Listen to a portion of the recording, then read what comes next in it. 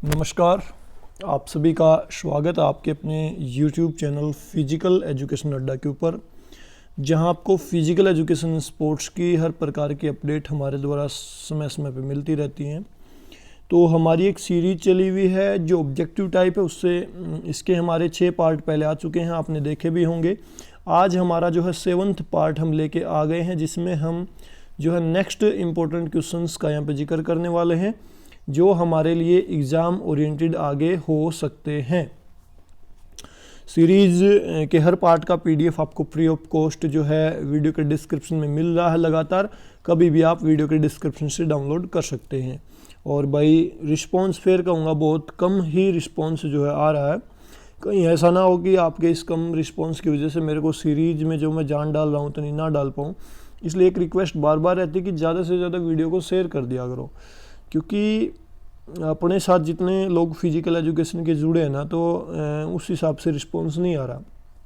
मानता हूँ कि जैसे पीटीआई कैंडिडेट जुड़े थे, उनका एग्ज़ाम हो चुका है तो वो नहीं देख रहे होंगे वीडियोज़ को, लेकिन उससे पहले भी हमारे साथ डीएसएसबी की तैयारी करने वाले बहुत सारे कैंडिडेट जुड़े हुए हैं। तो थोड़ा सा अपडेट करने की कोशिश करें, लोगों तक पहुँचाएँ ताकि ज़्यादा से ज़्यादा लोगों की हेल्प हो जाए। तो इससे पहले एक बात और बोल दूँ, अगर आप पहली बार चैनल पे विजिट करें और अभी तक आपने चैनल को सब्सक्राइब नहीं किया तो सब्सक्राइब करके बेल आइकन को प्रेस कर लें, क्योंकि यहाँ पे आपको हर प्रकार की जो स्पोर्ट्स की अपडेट है छोटी बड़ी हर प्रकार की मिलती रहती है। तो हमारे 7वें पार्ट को हम शुरू करते हैं। बेसिकली आप अगर आने वाले एसटेट या डीएसएसबी एग्जाम की तैयारी करें तो आप ज़रूर देखें इस वीडियो सीरीज़ को। इसके अलावा अगर आप किसी भी स्टेट के एग्ज़ाम कीजिए, राजस्थान पीटीआई चाहे कोई भी हो, अगर आप उस एग्ज़ाम की भी तैयारी करें तो हमारी सीरीज़ को हर हाल में देखें, क्योंकि बहुत ही ज़बरदस्त ये हमारी सीरीज़ चल रही है। पार्ट 7वां और पहला ही क्वेश्चन आपकी स्क्रीन पे जो है आ रहा है, देख सकते हैं आप। भाषणकर्ताओं का काल रोम के किस काल को कहा जाता है? आज हम जिक्र करेंगे रोम का। रोम की जो हिस्ट्री रही है फिजिकल एजुकेशन की, उसको कुछ हम डिस्कशन करेंगे उसका। तो रोम की जो हिस्ट्री उसको बेसिकली आप 2 काल में डिवाइड कर सकते हैं। देखो मैं आपको बताऊं तो एक तो हो गया पूर्व रोम का काल, एक हो गया उत्तर रोम का काल, एक हो गया पूर्व रोम का काल। 2 काल में आप इसको बेसिकली डिवाइड कर सकते हो, पूर्व और उत्तर। 2 काल में डिवाइड कर सकते हो रोम की हिस्ट्री को, अर्ली रोम पीरियड और लेटर रोम पीरियड। अब हमारे सामने जिक्र आ गया कि कौन सा जो है जो काल है रोम का, वो जो है भाषणकर्ताओं का काल आप बोलोगे तो उस कौन सा वो काल है, वो आप बोलेंगे पूर्व रोम काल। पूर्व जो रोम काल है उस काल को बोला जाता है भाषणकर्ताओं का काल। मतलब इस दौर में जो है भाषण देने वाले बहुत सारे लोग हुए हैं, या दर्शन शास्त्री मानिए, जो लोगों को ज्ञान बांटने वाले लोग, मैं आसान भाषा में कहूँ तो। ठीक है, इसके बाद हमारे सामने 3 ऑप्शन और हैं। होमर काल। होमर काल में आपको पता है कि एक ऋषि हुए थे, नेत्रहीन व्यक्ति हुए थे, जिन्होंने 2 जो ग्रंथ लिखे उस समय के, जो मान के चलिए जैसे इंडिया के अंदर रामायण महाभारत, तो उसी प्रकार के उन्होंने 2 पुस्तकें लिखी, जिनकी तुलना वेद व्यास के वेदों के साथ भी की जा सकती है। कौन कौन से थे वो? इलियड और ओडिसी। जो रोम काल था, इसमें जो फिजिकल एजुकेशन का जो उद्देश्य था शिक्षा का, वो मैन ऑफ एक्शन और मैन ऑफ विजडम था बेसिकली। फिर इसके बाद स्पार्टा काल आता रोम में, जिसको जो क्लासिकल एज भी बोला जाता है। और उस क्लासिकल एज में जो स्पार्टा काल था, उसमें शिक्षा का उद्देश्य क्या था? हम यूनान की बात करें तो उसमें शिक्षा का उद्देश्य क्या था? मैन ऑफ एक्शन तैयार करना, मतलब सैनिकों का देश वो होता था। शिक्षा का बेसिकली उद्देश्य यही था कि लोग अच्छे जो है योद्धा तैयार किए जाएं। इसके अलावा स्पार्टा से इम्पोर्टेंट बातें हमने और भी बहुत सारी जानी कि एक पर्वत था, उससे फेंक दिया जाता था कमज़ोर बच्चों को। ठीक है, कुछ इस प्रकार की बहुत सारी बातें। और जो स्पार्टा का एजुकेशन सिस्टम था उसको एगोग बोला जाता था। इस प्रकार से बहुत सारी बातें हमने जानी। ठीक है, उसी प्रकार से होमर काल की बातें हमने जानी। फिर उत्तर एथेंस काल आता है, उत्तर एथेंस काल के बारे में हमने पढ़ा कि इस काल को जो है गोल्डन एज पीरियड भी बोला जाता है, दर्शन शास्त्रियों काल भी बोला जाता है। उत्तर एथेंस काल में ही हिप्पोक्रेटस नामक जो है व्यक्ति हुए जिन्हें फादर ऑफ मेडिसिन भी बोला जाता है, ठीक है। अरस्तु, प्लेटो, सुकरात ये सारे इसी काल के थे, उत्तर एथेंस काल के। इससे पहले हमने पढ़ा था पूर्व एथेंस काल भी।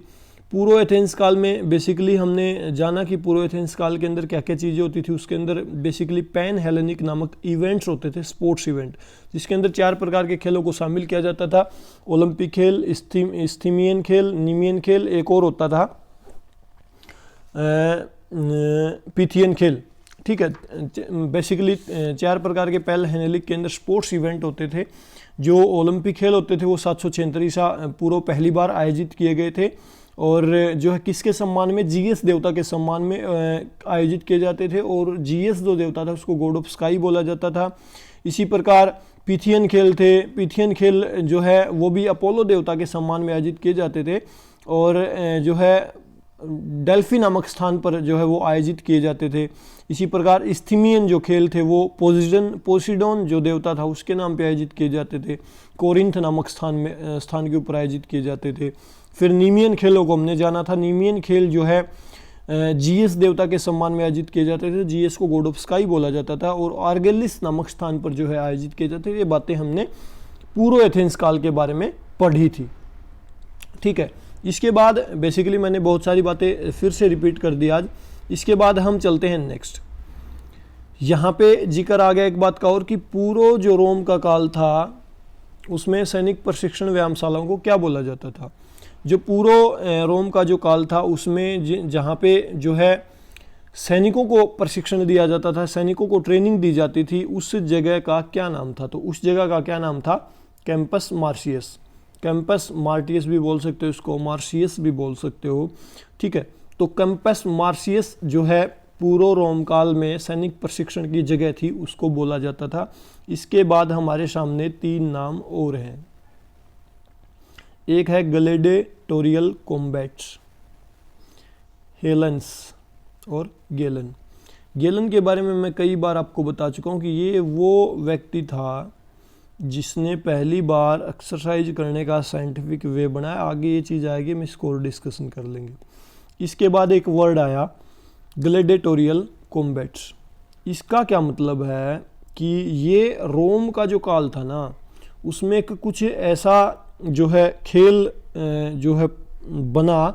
ग्लैडिएटोरियल कॉम्बैट्स एक प्रकार की फाइट होती थी, 2 लोग आपस में लड़ते थे एक दूसरे के साथ, यहाँ तक कि जंगली जानवर और मनुष्य के बीच भी जो है फाइट करवाई जाती थी। इसमें क्या होता था, जो लास्ट में जीवित बचते, या तो वो मतलब एक व्यक्ति हार मान ले, लड़ाई के दौरान एक व्यक्ति अपना अंगूठा दिखा दे तो इसका मतलब अंगूठा दिखाने वाला व्यक्ति हार गया तो जीत गया, या एक व्यक्ति मर जाए, ठीक है। और ये क्या होता था, गरीब लोगों को राजा जो लोग थे अपने शौक पूरे करवाने के लिए उस टाइम पर लड़वाते थे, ठीक है। तो या तो एक व्यक्ति की डेथ हो जाए, जो जीवित बचेगा वो जीतेगा, या दूसरा व्यक्ति हार के अपना अंगूठा दिखा दे वो जीत जाता था, ठीक है। ये रोम में बहुत ज़्यादा फेमस था। इसके बारे में आगे और जिक्र करेंगे जब आगे हमारे सामने ये आएगा। एक वर्ड और है हेलेंस। हेलेंस दरअसल क्या था, देखो हमने जो रोम का काल था उसको 2 पार्ट में डिवाइड किया, अर्ली रोम पीरियड और लेटर रोम पीरियड। हेलेंस क्या था, उत्तर जो रोम काल था उसमें वहाँ के जो है वहाँ पे एक फेमस खेल था, ये भी हेलेंस उत्तर रोम काल में, जहाँ पे जो है वहाँ के नागरिक अपने शारीरिक स्वास्थ्य की जो है शारीरिक जो स्वास्थ्य हेल्थ होती थी उनकी फिजिकली हेल्थ उसका प्रदर्शन करते थे। तो ये हेलेंस उत्तर रोम काल का एक खेल था। और ग्लैडिएटोरियल कॉम्बैट्स भी जो उत्तर रोम काल में बहुत ज़्यादा फेमस होता था, ठीक है। इसके बाद नेक्स्ट क्वेश्चन हमारी जो स्क्रीन है उसके ऊपर आ रहा है कि अभी हमने पढ़ा ऊपर के क्वेश्चन में आपने देखा कि ग्लैडिएटोरियल कॉम्बैट्स क्या है, मैंने आपको बता दिया कि दरअसल यह किस प्रकार का गेम होता था। 2 व्यक्ति आपस में लड़ते थे, जो एक की मृत्यु हो जाती थी तो दूसरा ऑटोमेटिक जीत जाता था, या दूसरा व्यक्ति अपना अंगूठा दिखा देता तो भी वो जीत जाता। अब यहाँ पे जिक्र आ गया कि ग्लैडिएटोरियल कॉम्बैट्स प्रसिद्ध हुआ किस काल में, मैंने आपको बताया अभी उत्तर रोम काल में बहुत ज़्यादा फेमस था। हालांकि इसकी शुरुआत पूर्व रोम काल में होगी, लेकिन सबसे ज़्यादा फेमस रहा ये उत्तर रोम काल में। आपके एग्जाम में ये भी क्वेश्चन आ सकता है कि ग्लैडिएटोरियल कॉम्बैट्स किससे संबंधित है, तो नीचे सिर्फ इतना भी दे दे रोम से, यूनान से, फ्रांस से या अमेरिका से, तो आप इजीली वहाँ पे आंसर दे दोगे रोम से। लेकिन रोम के भी अगर पार्टों में वो आपसे पूछ ले तो इसका आंसर आपको देना है उत्तर रोम काल में बहुत ज़्यादा फेमस था, उससे रिलेटेड था। ठीक है, यहाँ पे इसका मतलब ये है कि प्रतिद्वंदी आपस में जो हथियारों का प्रयोग करते थे और जो है इसमें मनुष्य और पशुओं के बीच भी फाइट करवा दी जाती थी। और जब तक चलती थी ये फाइट, जब तक कि जो है एक व्यक्ति किया तो मृत्यु ना हो जाए या वो अपना अंगूठा खड़ा ना कर दे, तो कुछ इस प्रकार की फाइट ये जो है होती थी।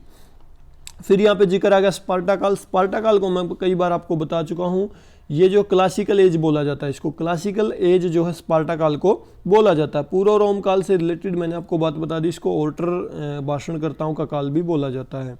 ठीक है, इसके बाद एक जिक्र आया होमर। होमर से रिलेटेड अभी हमने जिक्र किया था, होमर से रिलेटेड बहुत सारी बातें मैं बार बार रिपीट कर चुका हूँ। मेरे ख्याल से होमर से रिलेटेड आपका क्वेश्चन आ गया ना आपके एग्जाम में, तो आप चूक नहीं करोगे। इसके बाद हम चलते हैं नेक्स्ट।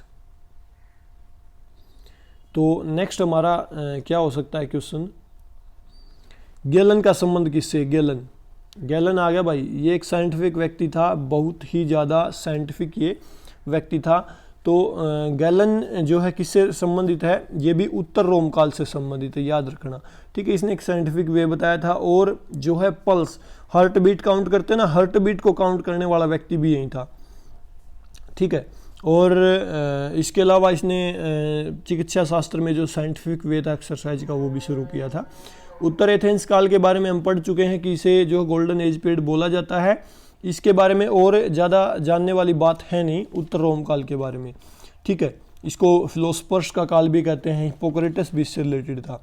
हेलेंस के बारे में हम पढ़ चुके हैं, अभी हमने पढ़ा कि ये जो है उत्तर रोम काल में एक फेमस गेम होता था जहाँ पे फिजिकली एक्टिविटीज़ करते थे लोग अपने आप को हेल्दी दिखाने के लिए। इसके बाद नेक्स्ट क्वेश्चन मोस्ट इंपॉर्टेंट, उत्तर रोम काल की शिक्षा पद्धति थी। उत्तर रोम काल की शिक्षा पद्धति किस प्रकार की थी। बहुत बार जो एग्जाम में तो नहीं आया ये क्वेश्चन, लेकिन आ सकता है। जो रोम के काल को हमने दो पार्ट में डिवाइड किया, पूर्व रोम काल, उत्तर रोम काल। अभी जिक्र आ गया कि उत्तर रोम काल की शिक्षा पद्धति कैसी थी। देखो उस टाइम पे जो है भी अलग अलग, जैसे आज होते हैं ना प्राइमरी लेवल के स्कूल, फिर 10th तक का स्कूल मिलेगा आपको, फिर सीनियर सेकेंडरी स्कूल मिलेगा। ठीक है, तो उसी प्रकार जो रोम का काल था उसमें भी 3 लेवल के स्कूल थे। तो कौन कौन से 3 लेवल थे, इसका जो आंसर मैं डायरेक्टली बताऊं तो उपरोक्त सभी हो जाएगा आपको। और 3 कौन कौन से लेवल के स्कूल थे। जो प्राइमरी लेवल का जो स्कूल था उसको बोला जाता था school of literature. Primary level का जो स्कूल था उत्तर रोम काल में उसको बोला जाता था स्कूल ऑफ लिटरेचर। ऑप्शन क्या है, स्कूल ऑफ ग्रामेटिक्स। इसका मतलब है सेकेंडरी स्तर का जो स्कूल था 10वीं तक का उसको बोला जाता था सेकेंडरी स्तर का स्कूल, स्कूल ऑफ ग्रामेटिक्स। और स्कूल ऑफ रेटर बोला जाता था हायर सेकेंडरी स्तर पे जो स्कूल होता था उसको। उदाहरण के तौर पे बता रहा हूँ, 12th तक आप मान के चलिए, लेकिन कोई ज़रूरी नहीं है कि 12th टाइम, उस टाइम पे 12th तक के स्कूल होते थे या नहीं थे हमें नहीं पता, लेकिन वैसे इनके नाम थे। प्राइमरी स्तर पे स्कूल ऑफ लिटरेचर, सेकेंडरी स्तर पे जो होता था स्कूल ऑफ ग्रामेटिक्स, और हायर सेकेंडरी स्तर पे जो होता था स्कूल ऑफ रेटर। तो इसका जो आंसर हो जाएगा उत्तर रोम काल का उपरोक्त सभी। इसके बाद हम चलते हैं नेक्स्ट। मड बाथ प्रचलित था। मड बाथ, कीचड़ स्नान। कीचड़ स्नान कहाँ पे बहुत ज़्यादा प्रचलित था, तो कीचड़ स्नान जो आपका प्रचलित था वो भी कहाँ पे प्रचलित था, उत्तर रोम काल में। कीचड़ स्नान जो है कहाँ पे प्रसिद्ध था, उत्तर रोम काल में। उत्तर रोम काल में। अब यहाँ पे 2 नाम और आगे, पूर्व एथेंस काल, स्पार्टा काल। स्पार्टा काल फिर वहीं इसको क्लासिकल एज आप बोल सकते हो। मैं बार बार रिपीट कर रहा हूँ क्लासिकल एज स्पार्टा काल, क्योंकि ये क्वेश्चन बहुत बार स्टेट में आया है। और गोल्डन एज पीरियड कौन सा हो गया, उत्तर एथेंस काल गोल्डन पीरियड हो गया। पूर्व एथेंस काल से रिलेटेड 4 प्रकार के गेम है जिसके समूह को बोला जाता है पैल हेलेनिक। कौन कौन से गेम है बहुत बार बता चुका हूँ, ओलंपिक, पिथियन, स्थियन, निमियन। चारों ही खेल याद रखने। कई बार पेपर में आता है कि प्राचीन ओलंपिक खेल किस काल से रिलेटेड है, तो आप बता दोगे पूर्व एथेंस काल से रिलेटेड है।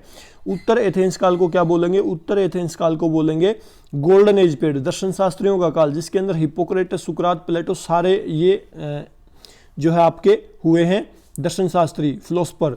और उत्तर रोम काल को गोल्डन एज पीरियड भी बोला जाएगा, स्पार्टा काल को क्लासिकल एज बोला जाएगा, स्पार्टा काल। ठीक है, स्पार्टा काल से रिलेटेड और इंपॉर्टेंट बात एक बार मैं रिवाइज कर दूं, अगर आप बोर फील ना करें तो, क्योंकि मैं नहीं चाहता कि कोई भी क्वेश्चन आपका छूटे इस बार। जैसे जो स्पार्टा काल में खेल के मैदान थे, स्पार्टा काल में खेल के मैदानों को क्या बोला जाता था? प्लेटेनिस्टास। प्राचीन जो स्पार्टा काल था उसके खेल के मैदानों को बोला जाता था प्लेटेनिस्टास। इसी प्रकार वहाँ की जो एजुकेशन जो सिस्टम था, एजुकेशन की जो पॉलिसी थी, उसको एगोग बोला जाता था। फिर जो इस एगोग जो सिस्टम था उसको जो हैंडल करते थे उसको पेडोनोमस बोला जाता था। ठीक है, वैसे यूरोटस नदी के किनारे स्थित था आपका स्पार्टा। तो ये कुछ एक स्पार्टा से रिलेटेड जो इंपॉर्टेंट बातें एग्जाम में आ सकती हैं। और उस स्पार्टा काल में एक चीज़ और होती थी, मैं आपको याद दिला दूँ, नृत्य होते थे अलग अलग प्रकार के। जैसे आपका जो जिम्नास्टिक का जो नृत्य था उसको बिबाबिस बोला जाता था। मेरी भी मेमोरी को मैं रिवाइज कर लेता हूँ। धार्मिक नृत्य होता था उसको हारेमस बोला जाता था, और हैरामस के साथ साथ उसे कैस आर्टिस्ट भी बोला जाता था। इसी प्रकार सैनिकों के नृत्य को पापी हिक बोला जाता था स्पार्टा काल में। तो बहुत सारी बातें मैं बार बार आपको रिवाइज करवा रहा हूँ। इसके बाद हम रोम के काल को पढ़ रहे हैं। रोम के काल में हमने पढ़ा कि उत्तर जो रोम का काल था, लेटर जो रोम पीरियड था, उसमें खेल होता था ग्लैडिएटोरियल कॉम्बैट्स, जिसके अंदर मरना मारना होता था। तो हार के व्यक्ति अंगूठा दिखा देगा व्यक्ति इसका, या जान चली जाए। ठीक है, तो वो जिस स्थान पे वो खेल होता था उस स्थान को क्या बोला जाता था? उस स्थान को बोला जाता था एम्फी थिएटर। उस स्थान को बोला जाता था एम्फी थिएटर। ऑप्शन गया यहाँ पे राइट हो जाएगा। एम्फी थिएटर उस स्थान को बोला जाता था जहाँ पे ग्लैडिएटोरियल कॉम्बैट्स नामक खेलों का आयोजन जो है होता था। इसके बाद हमारे सामने 3 नाम आए। ऑप्शन का थर्मा, ऑप्शन का बाल्निया, ऑप्शन का एगस्टस। तो ये नाम भी हमारे लिए जो जानने जरूरी हैं कि इनका मतलब क्या है। देखो, थर्मा और बाल्निया क्या थे? ये 2 प्रकार के स्नानगृह होते थे, मतलब बाथरूम होते थे उस टाइम पे, जहाँ पे लोग नहा सकते थे। और ये दोनों ही अलग अलग प्रकार के लोगों के लिए होते थे। जो थर्मा होता था ये किसके लिए होता था? जो शाही परिवार थे, जो उस समय के धनी व्यक्ति थे, अमीर व्यक्ति थे, उनके नहाने का स्थान होता था थर्मा। और बाल्निया क्या था? जो सार्वजनिक स्थान होता था एक, जहाँ पे सामान्य लोग नहा सकते थे। तो बाल्निया क्या था? सामान्य लोगों के नहाने का स्थान था। थर्मा जो उस समय के जो उद्योगपति थे या पैसे वाले लोग थे उनके नहाने का जो स्थान था वो थर्मा था। बाल्निया क्या था? गरीब जो सार्वजनिक एक शौचालय नहीं होते आजकल, आप जाओगे दिल्ली वगैरह किसी भी शहर में तो सार्वजनिक शौचालय होते, उसी प्रकार का सार्वजनिक स्नानगृह था जहाँ पे लोग सार्वजनिक रूप से जहाँ पे नहा सकते थे, या जो भी बाथरूम उस टाइम की जो भी सुविधाएं रही होंगी वो कर सकते थे। थर्मा पैसे वाले लोग, मतलब हाई स्टैंडर्ड के बाथरूम होते थे उस समय के। ठीक है, इसके बाद एक वर्ड और आया, अगस्टस। अगस्टस क्या होता था? ये जो है अगस्टस, ये जो है उस समय का कोई फेमस राजा था, उत्तर रोम काल से रिलेटेड था, उस समय का फेमस राजा था। इसने क्या किया था? जो प्राचीन ओलंपिक खेल जो है यूनान में जो उत्तर एथेंस काल के बाद बंद हो गए थे, पूर्व एथेंस काल में होते थे, उसके बाद दोबारा से इस व्यक्ति ने, इस राजा ने प्राचीन ओलंपिक खेलों को पुनर्जन्म जो है देने का प्रयास किया, दोबारा से उन खेलों को शुरू करने का प्रयास किया था। इसके बाद 8 नंबर क्वेश्चन। एक बात और भाई मेरे ध्यान आ गई कि बहुत सारे तो नहीं कहूँगा, 1-2 कमेंट आ रहे थे कि पूछ रहे थे कि बुक कौन सी है। देखो भाई, बुक कौन सी भी नहीं है। जहाँ से मैं क्वेश्चन उठा रहा हूँ, वैसे तो आप अलग अलग बुक कोई भी देख सकते हो, हिंदी मीडियम की बुक, फिजिकल एजुकेशन की। लेकिन मैं क्या है, मेरे पास कभी मैं अपनी बुक्स का इंट्रोडक्शन आपसे ज़रूर करवाऊंगा कि मेरे पास कौन कौन सी बुक फिलहाल एट प्रेजेंट टाइम है, जहाँ से मैं अलग अलग मटेरियल उठाता हूँ। जहाँ से भी मेरे को जो भी अच्छा लगता है उसी टॉपिक को मैं वहीं से उठा लेता हूँ। तो दरअसल ये चक्कर क्या है कि मैं आपको कोई स्पेसिफिक बुक नहीं बता सकता, ना ही मैं कहीं से एज इट इज क्वेश्चंस को उठा रहा हूँ। आप देखोगे, हाँ, ये वर्ड आपको किसी भी बुक में मिल जाएंगे, चाहे 11th-12th की बुक में मिल जाएंगे, श्याम नारायण सिंह की बुक है उसमें मिल जाएंगे, या A.K. उपल जी की जो बुक है उसमें भी मिल जाएंगे, मतलब ट्रूमैन की बुक है उसमें भी मिल जाएंगे। ठीक है, अरिहंत की बुक आती है एक फिजिकल की, उसमें भी आपको ये वर्ड्स मिल जाएंगे। तो जहाँ से मेरे को जो भी मटेरियल अच्छा लगता है मैं वहीं से उठा लेता हूँ। तो नेक्स्ट जो क्वेश्चन आता है, हमने रोम को पढ़ लिया, अब जो है चीज़ शुरू हो रही है जर्मनी। जर्मनी के इतिहास को भी जानना जरूरी है। कई बार जर्मनी से भी बहुत सारे क्वेश्चंस आ जाते हैं फिजिकल एजुकेशन एग्जाम में, इंपॉर्टेंट क्वेश्चंस। तो उससे रिलेटेड क्वेश्चंस भी हैं कुछ एक जो हम कवर करेंगे, इंपॉर्टेंट हो सकते हैं जो आने वाले एग्जाम के लिए। तो हमारे सामने पहला ही क्वेश्चन आ गया कि जर्मनी में आधुनिक शारीरिक शिक्षा का पितामह किसे कहेंगे। जो एट प्रेजेंट की जो फिजिकल एजुकेशन है उसका पितामह आप किसको कहोगे।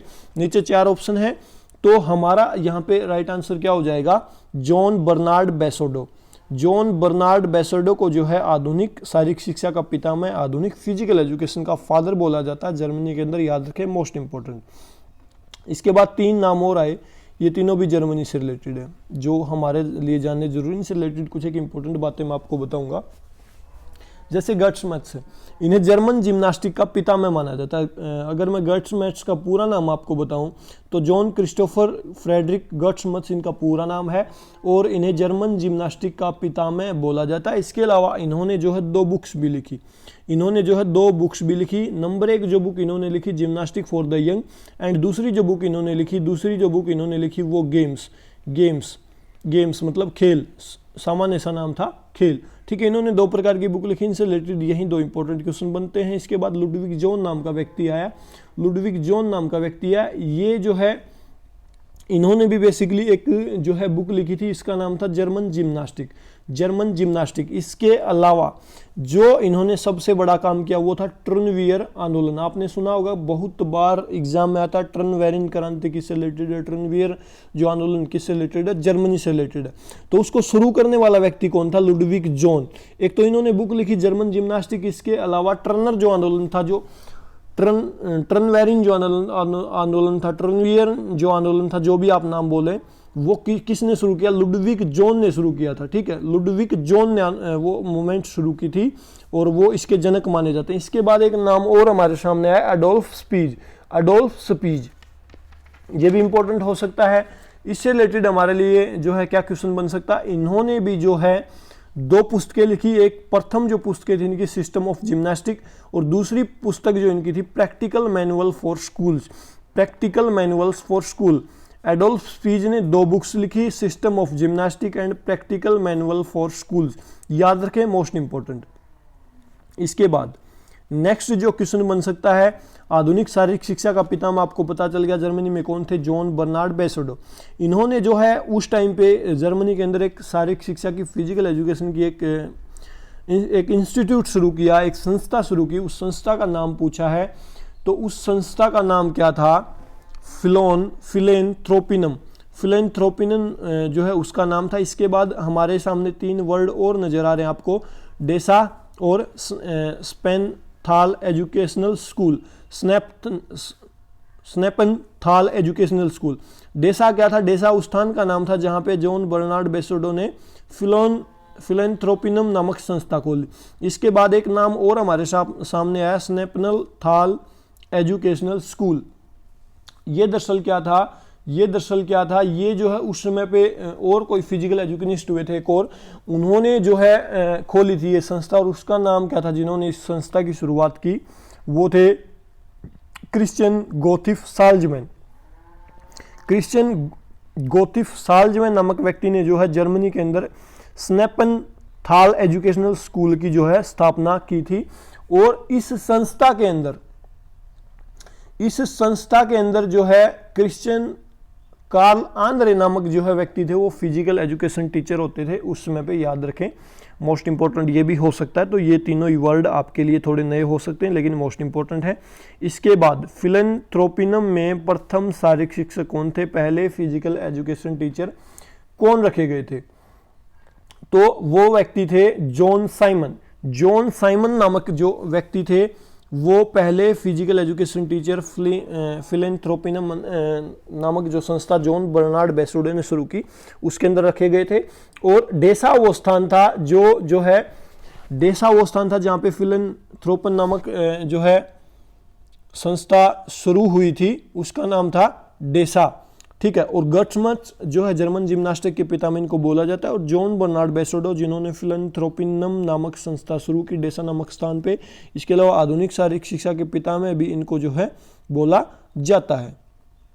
इसके बाद हम चलते हैं नेक्स्ट जो हमारा क्वेश्चन बन सकता है, ये आ गया भाई क्वेश्चन अभी हम जिक्र कर रहे थे, जो है स्नेपनथाल एजुकेशनल स्कूल किसने शुरू किया, तो ये क्रिश्चियन गोथिफ साल्जमैन, अभी मैंने आपको बताया इन्होंने शुरू किया था। इसके अलावा हमारे सामने 3 नाम और हैं जॉन बर्नार्ड बेसोडो। मैं बहुत बार चीज़ों को रिपीट कर रहा हूँ, आप बोर भी हो सकते हो, लेकिन मेरा ये मानना है कि मैं चीज़ों को इतनी बार रिपीट कर दूंगा कि इस बार जो भी आपका एग्जाम होगा ना उसमें कहीं पे भी चूक ना हो, अगर आप इन वीडियोज़ को देख लोगे तो। जॉन बर्नार्ड बेसोडो, आधुनिक शारीरिक शिक्षा के पिता में किसको बोला जाता है जर्मनी के अंदर? John Bernard Basedow. John Bernard Basedow ने वहाँ पे जो है एजुकेशन की कौन सी संस्था शुरू की? फिलेंथ्रोपिनम। फिलेंथ्रोपिनम कहाँ पे? डेसा नामक स्थान पे। और फिलेंथ्रोपिनम नामक जो संस्था थी उसके अंदर पहले शारीरिक शिक्षक कौन नियुक्त किए गए? John Simon. John Simon. इसके बाद जॉन बर्नार्ड बेसोडो से रिलेटेड इंपॉर्टेंट बातें हो गई। आधुनिक शारीरिक शिक्षा पितामह आप इनको कह सकते हो। इसके अलावा इन्होंने एक संस्था शुरू की डेसा नामक स्थान पे, उसमें पहले शारीरिक शिक्षक जॉन साइमन। देखो कितनी बार चीजें रिपीट हो रही। इसके बाद एक वर्ड आया Christian Karl Andre. Christian Karl Andre कौन व्यक्ति थे? क्रिश्चियन कार्ल आंद्रे, ये जो है साल्जमैन द्वारा जो विद्यालय शुरू किया गया स्नेपनथाल शिक्षा विद्यालय, उसके अंदर फिजिकल एजुकेशन टीचर थे क्रिश्चियन कार्ल आंद्रे। ठीक है, साल्जमैन के स्कूल के अंदर, समझ गए। इसके बाद John Simon. John Simon John Bernard Basedow ने जो शिक्षा की जो संस्था शुरू की उसके अंदर पहले शारीरिक शिक्षक थे। ठीक है, समझ गए। इसके बाद जो जर्मन जिम्नास्ट है उसके पिता में गत्समत्स। गत्समत्स को जर्मन जिम्नास्टिक का पिता में बोला जाता है। गत्समत्स ने इसके अलावा 2 पुस्तकें लिखी। कौन कौन सी? पहली पुस्तक थी इनकी जिम्नास्टिक फॉर द यंग, और इसके अलावा दूसरी पुस्तक थी गेम्स। दूसरी पुस्तक थी गेम्स। ठीक है, याद रखें, इससे रिलेटेड इंपॉर्टेंट बातें यहीं आएंगी। हाँ, जो इन्होंने जिम्नास्टिक फॉर द यंग पुस्तक लिखी उसको बेसिकली 2 पार्ट में इन्होंने जो है प्रकाशित किया था। प्रथम जो भाग था उसमें एक्सरसाइज के जो इफेक्ट और ऑब्जेक्टिव का जिक्र था, और दूसरा जो पार्ट था उसमें जो है उस टाइम की जो भी एक्टिविटी थी, रेसलिंग थी, स्विमिंग थी, या जो मिलिट्री के जो एक्सरसाइजेस थी उनका उल्लेख था। और गेम्स जो पुस्तक थी, खेल जो पुस्तक थी, उसके अंदर 105 रिक्रिएशन से रिलेटेड एक्टिविटीज का जो है उन्होंने जिक्र किया था कि किस प्रकार से आप एक्टिविटीज को कर सकते हो। इसके बाद एक वर्ड आया लुडविक जॉन।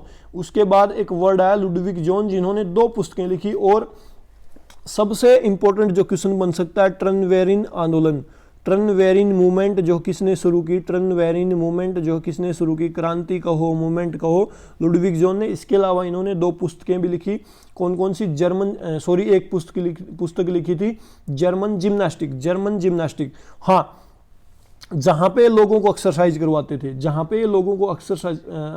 करवाते थे उसको जो है ट्रन प्लाजा बोला जाता था। उसको क्या बोला जाता था? Turn plaza. मतलब इन्होंने कोई आयताकार क्षेत्र बनाया एक्सरसाइज के लिए, आयताकार क्षेत्र। ठीक है, उसका नाम क्या पड़ा? Turn plaza. उसी से क्या नाम लिखा? ट्रनवेरिन मूवमेंट। ट्रनवेरिन मूवमेंट किसने शुरू की? लुडविक जॉन ने। इसके बाद एक वर्ड और आया एडोल्फ स्पीज। एडोल्फ स्पीज जो है क्या थे? एडोल्फ स्पीज अभी मैंने बताया भी था, इन्होंने भी 2 पुस्तकें लिखी थी। पहली थी सिस्टम ऑफ जिम्नास्टिक और प्रैक्टिकल मैनुअल फॉर स्कूल्स। इन्होंने ये दोनों पुस्तकें लिखी थी एडोल्फ स्पीज ने 2 पुस्तकें लिखी थी। इसके बाद क्वेश्चन आ गया भाई, अभी हमने जिक्र कर रहे थे कि gymnastic for the young and games पुस्तक किसने लिखी? गेम्स पुस्तक के अंदर उल्लेख किस चीज का है? 105 फिजिकल एक्टिविटीज का जिक्र है, रिक्रिएशन की। और इसी प्रकार से जिम्नास्टिक फॉर द यंग भी 2 पार्ट में डिवाइड करके इन्होंने प्रकाशित की थी। किसने? गत्समत्स ने 2 पार्ट में डिवाइड करके की थी। पहला पार्ट, दूसरा पार्ट। पहले पार्ट में इन्होंने क्या बताया था? व्यायाम जो एक्सरसाइज होती हैं और उसके जो टारगेट होते हैं उसके आपस के रिलेशनशिप, उनके बारे में इन्होंने डिस्कशन किया था।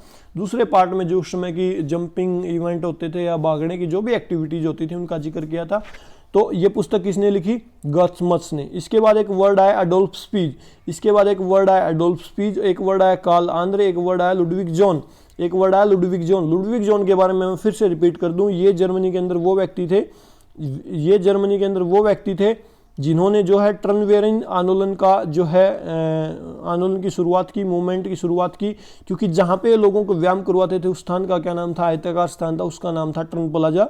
वहीं से ट्रनवेरिन मूवमेंट की शुरुआत हुई, वहाँ पे धीरे धीरे हजारों लोग व्यायाम करने लगे। तो ये जो है एक मूवमेंट जो है चल पड़ी।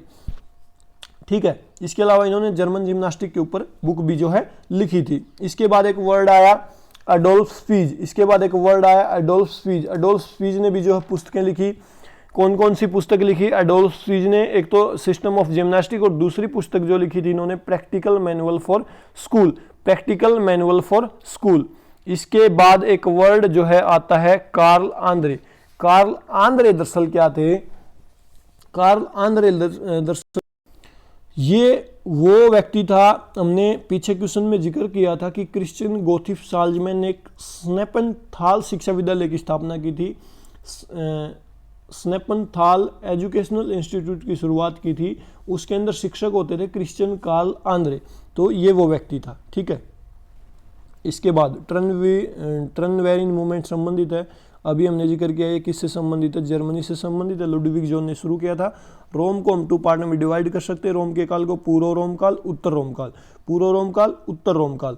ठीक है। उत्तर रोम काल से रिलेटेड एक क्वेश्चन बहुत बार बनता है, ग्लैडिएटोरियल कॉम्बैट। मैंने बता दिया कि दरअसल वो होता क्या था। जहां पे ग्लैडिएटोरियल कॉम्बैट जो है इवेंट होते थे, उस स्थान को क्या बोला जाता था? Amphitheatre. Amphitheatre. उत्तर एथेंस काल के बारे में पढ़ चुके हैं, इसे गोल्डन एज पीरियड भी बोला जाता है। इसके अलावा दर्शन शास्त्रियों काल भी बोला जाता है। उत्तर एथेंस काल से पहले एक समय आता है पूर्व एथेंस काल का, जिसमें 4 प्रकार के स्पोर्ट्स इवेंट होते थे। पैल हेलेनिक गेम्स, जिसके अंदर 4 प्रकार के खेल शामिल होते थे। प्राचीन ओलंपिक खेल, पिथियन खेल, इस्थीमियन खेल और नीमियन खेल। चारों के देवता के बारे में मैंने बता रखा कि किस देवता के सम्मान में कौन सा होता था और किस देवता को क्या बोला जाता था।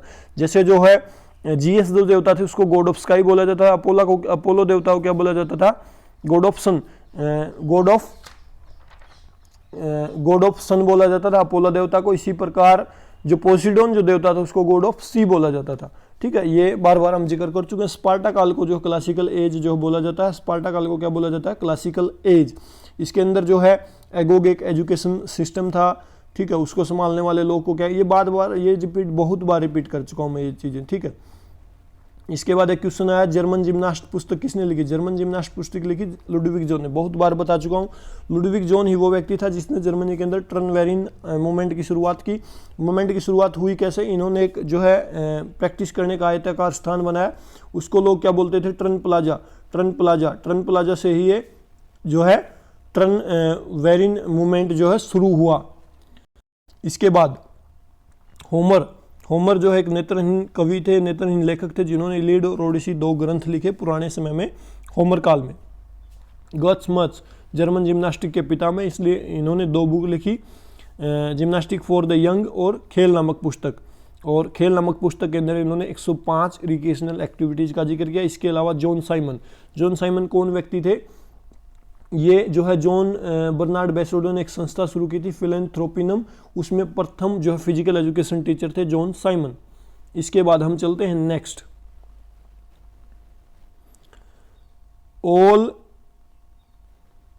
ऑल जर्मन जिम्नास्टिक सोसाइटी की स्थापना की गई।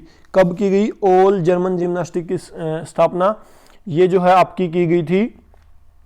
कब की गई थी? ऑल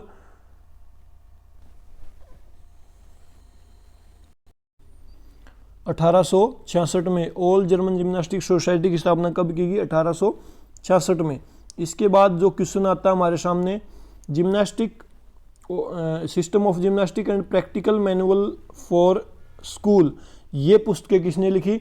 ये पुस्तकें लिखी थी एडोल्फ स्पीज ने। गट्समत्स का हम जिक्र कर चुके हैं, आधुनिक जो है गट्समत्स का हम जिक्र कर चुके हैं। जर्मन जिम्नास्टिक के पिता में गट्समत्स को माना जाता है। गट्समत्स ने जो है 2 पुस्तकें भी लिखी थी। कौन कौन सी? Gymnastic for the young and खेल। जिम्नास्टिक फॉर द यंग को 2 पार्ट में इन्होंने प्रकाशित किया था। कौन कौन से 2 भाग? पहले भाग में जिसमें इन्होंने एक्सरसाइज के इफेक्ट और उसके टारगेट का जो जिक्र किया। दूसरे पार्ट में इन्होंने उस टाइम की जो भी फिजिकल एक्टिविटीज थी उनका जिक्र किया। गेम्स पुस्तक में इन्होंने 105 रिक्रिएशनल एक्टिविटीज का जिक्र किया। लुडविग जोन के बारे में हमने क्या पढ़ा? लुडविग जोन वो व्यक्ति था जिसने जो है पहली बार जर्मनी के अंदर ट्रनवेरिन मूवमेंट की शुरुआत की। ट्रन प्लाजा इन्होंने एक आयताकार स्थान बनाया, उसी से ट्रनवेरिन मूवमेंट की शुरुआत हुई। जर्मन जिम्नास्टिक उन्होंने एक पुस्तक भी लिखी थी। ठीक है। ये बातें बहुत बार रिपीट कर चुका हूँ, फिर भी मैं बार बार रिपीट कर रहा हूँ। इसके बाद नेक्स्ट जो क्वेश्चन है, royal central institute of gymnastic की स्थापना किसने की? नेक्स्ट क्वेश्चन है, royal central institute of gymnastic की स्थापना कब हुई? तो ये आपकी कब हुई थी? 1851 में। 1851 में क्या हुआ था? Royal central institute of gymnastic की स्थापना की गई थी। तो ये थे भाई 18 क्वेश्चन अपनी इस पीडीएफ में, और क्वेश्चंस को मैंने इतनी बार रिपीट कर दिया, मेरे ख्याल से आपने नीट करके सुन लिए होगे ना, तो भाई मैं नहीं मानता कि आप मतलब पेपर में इससे रिलेटेड एक भी क्वेश्चन आ गया तो चूक कर दोगे। कितना ही गहरे थे यार जियो, चाहे फिर भी क्वेश्चन छोड़ना नहीं। और पीडीएफ का लिंक वीडियो के डिस्क्रिप्शन में है, आप कभी भी डाउनलोड कर सकते हो जब भी आपका मन करे। और अभी के लिए वीडियो में इतना ही भाई। वीडियो को लास्ट तक देखने के लिए आप सभी का बहुत बहुत धन्यवाद, और वीडियो ने शेयर कर दिया करो भाई, ताकि ज़्यादा से ज़्यादा लोगों को बेनिफिट मिले हमारे इस काम का। आपको किसी बात को लेके हल्का सा भी कन्फ्यूजन है तो आप बता सकते हो, हम कोशिश करेंगे नेक्स्ट वीडियो में उस चीज़ को करेक्शन करने की। हालांकि करेक्शन को लेके 2-3 जो है नीचे कमेंट आए हुए पिछले, तो उनको मैं ज़रूर रेक्टिफाई करूँगा, ठीक है। 5-7 वीडियो की करेक्शन जब इकट्ठी हो जाएंगी तो अलग अलग पार्ट वाइज हम उनको कवर कर लेंगे, ठीक है। तो अभी के लिए वीडियो में इतना ही। वीडियो को लास्ट तक देखने के लिए आप सभी का बहुत बहुत धन्यवाद। Thank you.